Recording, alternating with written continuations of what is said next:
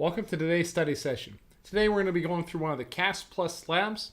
We're going to go over lab number 1, which is locating sensitive data using FRSM, which is a file server resource manager, basically a way to organize and manage your files. So basically we're going to be doing some research. We're going to be using automation to identify and perform some data management. Again, if you have any questions during today's sessions, just let me know. You can email info@cyberkrafttraining.com or just leave a chat. Okay, so let's go ahead and get into the lab here. Pretty simple scenario. Lab 1's pretty straightforward. Okay, so we're going to be basically looking through data discovery, and I'm going to talk about some legal implications to what we're doing here as well. So first, we're going to be able to we're going to add the FRSM feature to Windows Server. So we're going to open up our server manager. Okay. And actually, wants us to go through PowerShell first. We're going to open up PowerShell. Make sure you right-click on PowerShell, Run as Administrator. And then we're going to type in the commands. I do advise you to type in the commands manually. It's going to help you learn the commands a lot better than just using the tool on the right. If you press here, it's going to type everything for you, but I think it's important to run or add these commands yourself.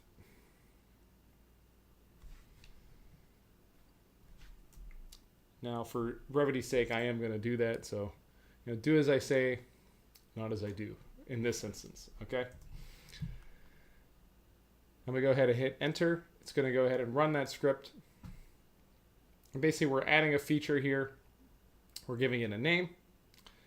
We're naming the feature, and then we're going to include, these options. So it's going to give us this nifty loading bar, and we're going to go through the installation process. Now, as it does that, we can go ahead and open up Server Manager. And we can also type Server Manager here.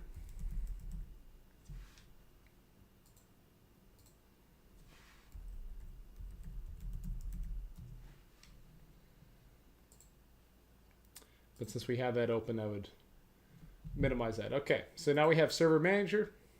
We're going to go to Tools from the drop-down menu. And we're going to select File Server Resource Manager. And that appears right there because we installed that tool. Now we have Classification Management on the left. Now you would use this ideally in conjunction with other data labeling and data mapping techniques. You might add labels to your data, have certain labels for maybe PHI, protected health information, or personally identifiable information, PII. But we can use this tool to discover data, perform data discovery on data that we have in our systems. Okay, so we're going to click on Classification Properties here. I'm going to click Create Local Property on the right. We're going to give it a name, sensitive account numbers, and we're going to go ahead and hit OK. So in this scenario, imagine that we're creating a new type of data set for account numbers that are perhaps sensitive. Maybe they're bank account numbers, or maybe they're client numbers, and we're going to create that classification rule. Okay. Now here we're going to go ahead. We're going to select classification rules, and then we're going to create a new rule. Create classification rule. We're going to give it a name, Visa card number. We're going to click the scope, add, and then we're going to select items in our data folder. So we can go to C data. So we have local disk C data. We hit OK.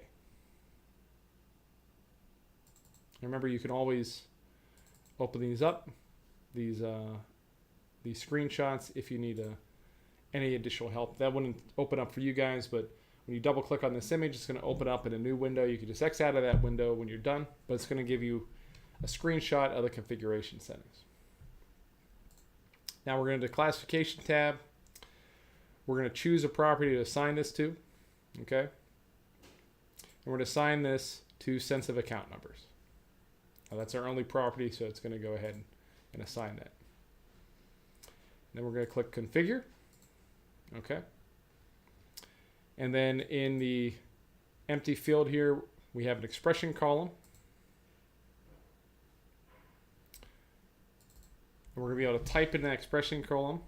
And we're going to type in this value. Now this is one of those values that I think it's best to just use the shortcut, since it is a lot of special characters. It can be pretty easy to mess up. That's perfectly fine. But for most of the commands, I think to help learn the commands, if you're not used to them, try and type them out yourself. Okay. Now we're going to go ahead and enter this regular expression there. And we're going to look for these values here.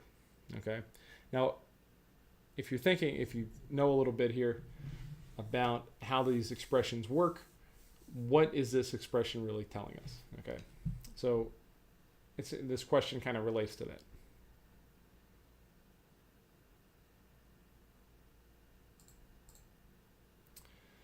And it's allowing us to search for values that contain these certain parameters.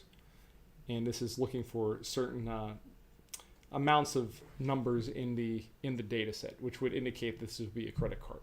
So if we have numbers, we have a certain amount of digits, that's probably going to be a credit card. You know, credit cards are, at least Visa credit cards are a certain amount of digits long. If you use something like MasterCard or American Express, MasterCard would be the same amount of digits, but American Express, you'd have more digits. So you might have something a little different for a Master or American Express parameter. Okay, anyway.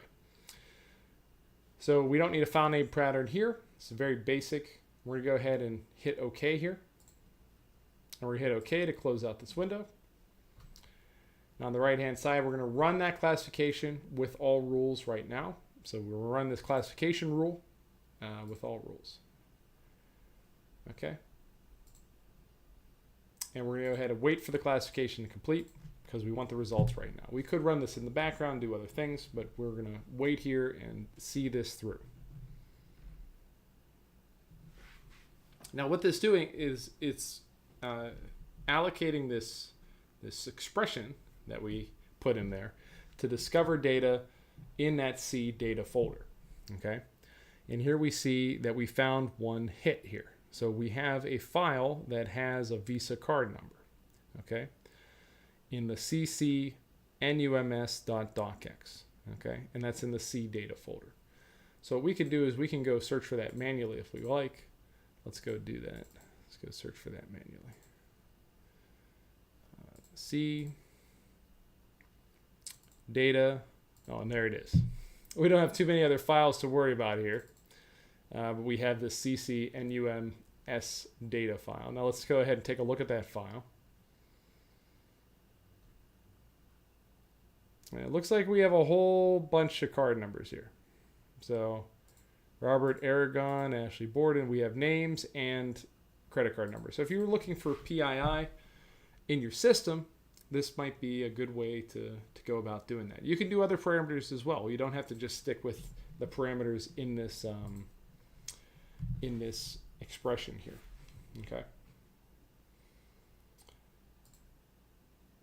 So we have to say the name there, ccnums. Check that. That's correct. We found that right here. Now it also gives us a link here to learn more about expressions. Regular expressions here. If you're not comfortable with expressions or writing your own expressions, I definitely recommend playing around in this tool, Regular Expressions 101. Pretty helpful. Can teach you a lot about how to write these out so you could use them for your search parameters. Now there's other ways, there's other data discovery software. You don't have to do it manually like this, but this is a good way to know how to do within Windows Server. So within Windows Server, this is a great technique to learn how to discover data. Now, obviously, there's commercial products out there, data discovery tools that make this a lot easier, write these expressions for you. You can search for credit card numbers or social security numbers just with a few simple clicks. But in this, it's good to know how to do this on your own if you don't have any of that software available to you. So we're going to go ahead, let's do the review questions right now. Now, say, when would this be useful? So let's think about that for a second. So if you're tasked maybe by senior management to find all PII within your systems, or we don't have to just search this Windows Server machine. We can use this tool to search other machines. We can remote dial into different systems and then run this search on those. That could be very useful. Maybe management's concerned about certain documents related to maybe business proposals from being released. You can set parameters to look for maybe certain language that would be within those documents, and to find those and identify those on these systems. We can write an expression to look for social security numbers, a string of characters that would be the same length, 9 digits long, separated with dashes for a social security number. You can find those then within your systems to identify PII. It might be helping. You might have to do a privacy audit, and that's where this would come into play. Or your organization could be placed under legal hold. Maybe someone needs to be investigated, or there's been wrongdoing within your organization, some sort of insider threat.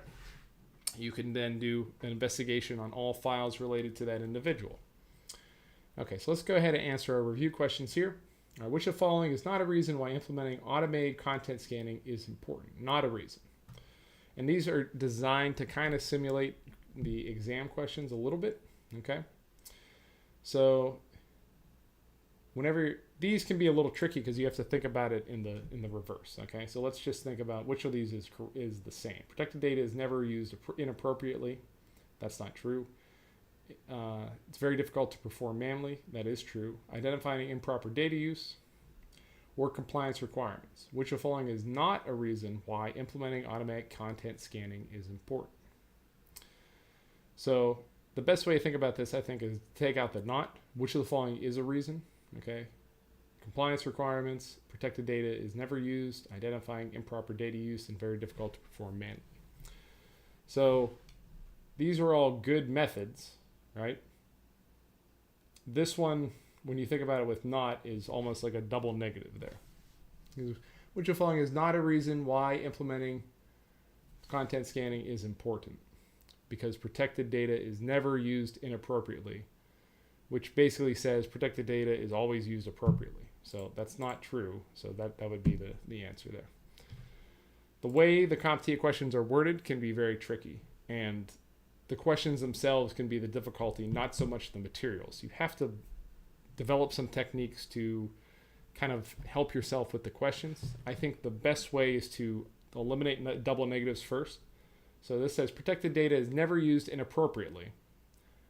We could take out the double negative there. We have never and inappropriately. We could say, okay, that means that protected data is used appropriately, is always used appropriately. That sounds a lot better, and when we think about that, that's not true. That's never true. Okay, so which of the following can be used on Windows Server to locate and label sensitive data? FSRM. We just did that. Okay. Again, if you have any questions, that kind of wraps up this lab. This lab's pretty simple. They're not all this easy, but that was pretty good. And we're going to go through these labs here with the CAS Plus. But we scored a perfect because we're awesome. Great job. If you're following along, I invite you to do that. We're going to go through each of these labs. It's quite a bit with the CAS Plus. This one's kind of a warm-up lab. If I refresh this, it's going to refresh that result.